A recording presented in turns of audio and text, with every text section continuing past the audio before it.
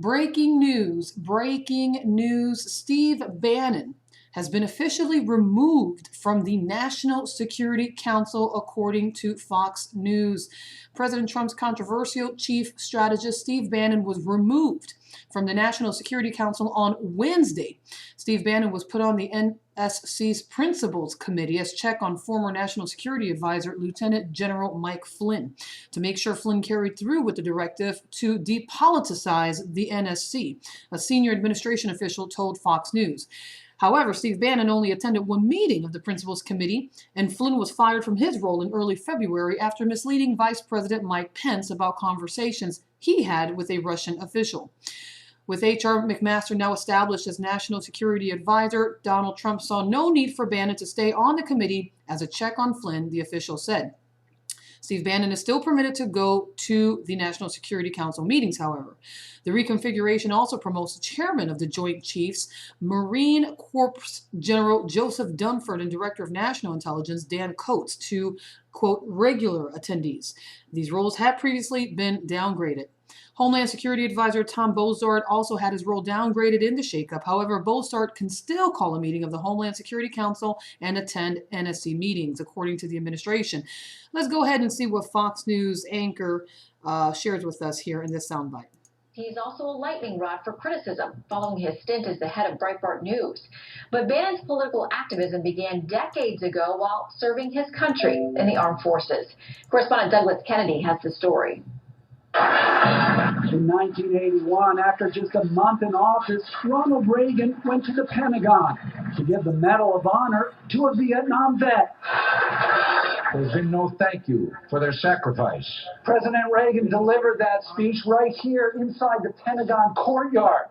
The backdrop was to tell military personnel they mattered. It's time to show our pride in them and to thank them. In the audience that day was a young Steve Bannon, now special counsel to President Trump, but then a 27-year-old junior lieutenant in the Pentagon operations. Bannon's longtime friend, Sonny Nassau, was standing next to him. This speech was a game changer. It was the first time anyone had ever shown appreciation. Bannon would later tell Bloomberg News Service, "I wasn't political until I got into the service and saw how badly Jimmy Carter effed things up. I became a huge Reagan admirer." In fact, Bannon joined the Navy the same month Carter took office. I, Jimmy Carter, do solemnly swear. And in just 6 months, got promoted. An accomplishment he likes to point out he achieved on merit. I'm a naval officer. There you go. A real naval officer. Bannon spent half of his 7-year naval career on this now decommissioned Spruance-class destroyer, at the time called the Paul F. Foster. As a junior lieutenant, Bannon was in charge of engineering, overseeing maintenance of the ship's water purifiers and propulsion engines. Bannon then moved topside, where he became ship navigator. I understand one thing, mathematics, and the application of mathematics to the real world. Dave Zimba served with Bannon and was also a navigator on the Foster. How did they train you guys to think mathematically or empirically? Well, the whole process involves a lot of mathematical disciplines, from geometry to trigonometry and analysis. Bannon was at the helm of the Foster as it accompanied members of the crew of Operation Eagle Claw, the doomed rescue mission of the Iranian hostage crisis. So this was a symbol of American humiliation, military humiliation, and some say it really changed the way Steve viewed President Carter.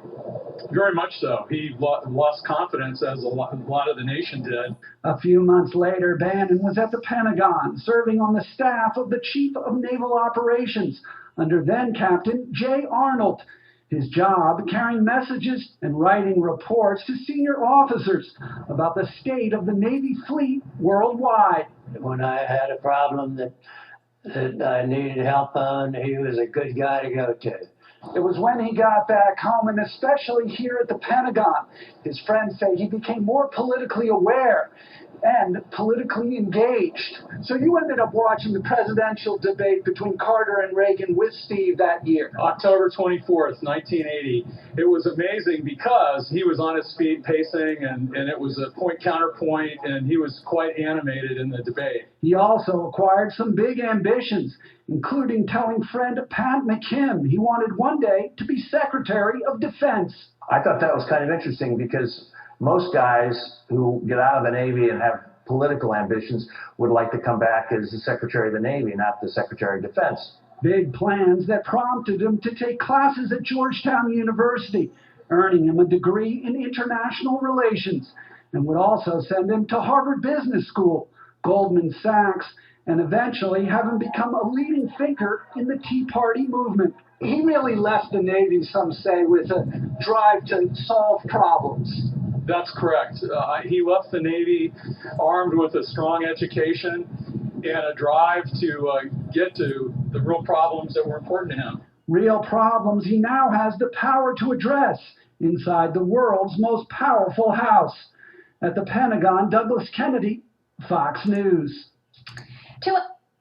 Excellent. Have a wonderful day. Be sure to tune in live 1 p.m. Central Standard Time. OpenYourEyesPeople.com.